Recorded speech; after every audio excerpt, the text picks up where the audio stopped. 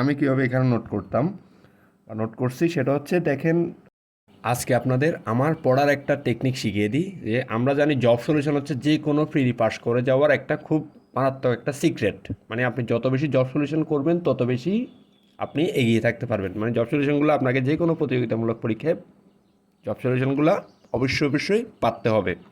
তো জব সলিউশনের যেটাকে বলা হয় রুট বা মাদার, সেটা হচ্ছে বিসিএসের জব সলিউশন।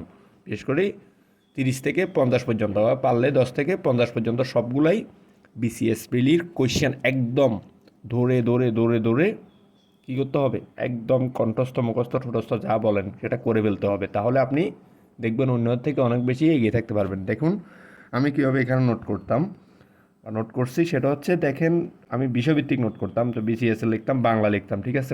ধরেন 46তম বিসিএসের। তো যেই জিনিসগুলো কঠিন আমার কাছে পড়ার সময়, যেগুলো বারবার কয়েকবার পড়ার পরও আমার কাছে কি কঠিন মনে হচ্ছে, কনফিউশন থেকে যাচ্ছে, ওগুলো আমি বেশ করেই নোট করে ফেলছি।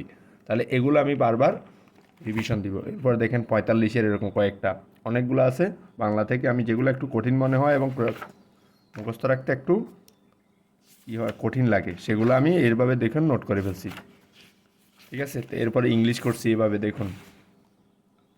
ইংলিশটা যেগুলো কঠিন মনে হয়, যে বিশেষ করে প্রিপোজিশন বলেন বা যে কোনো ফ্রেজ বলেন, তারপর পার্সোনাল বলেন, এগুলো আমি যেগুলো আমার কাছে কঠিন মনে হয় বা যে কোনো সাহিত্য থেকে যেগুলো রাইটারের নাম এগুলো প্রায় সময় এসে থাকে, আপনি বিশেষ করে সাহিত্যগুলো দেখবেন এই বিসিএস বিগত থেকে চলে আসবে। তো আপনার এগুলো ভুল করা যাবে না। তারপরে যেমন সিনোনিম আছে, অ্যান্টোনিম আছে, এগুলো আমি আমার মতো করে জাস্ট যেগুলো কঠিন মনে হয় সেগুলো বারবার নোট করে ফেলছি। নোট করে ফেলতে ফেলতে একটা সময় দেখবেন যেগুলো কঠিন মনে হয় সেগুলো আর কঠিন মনে হবে না।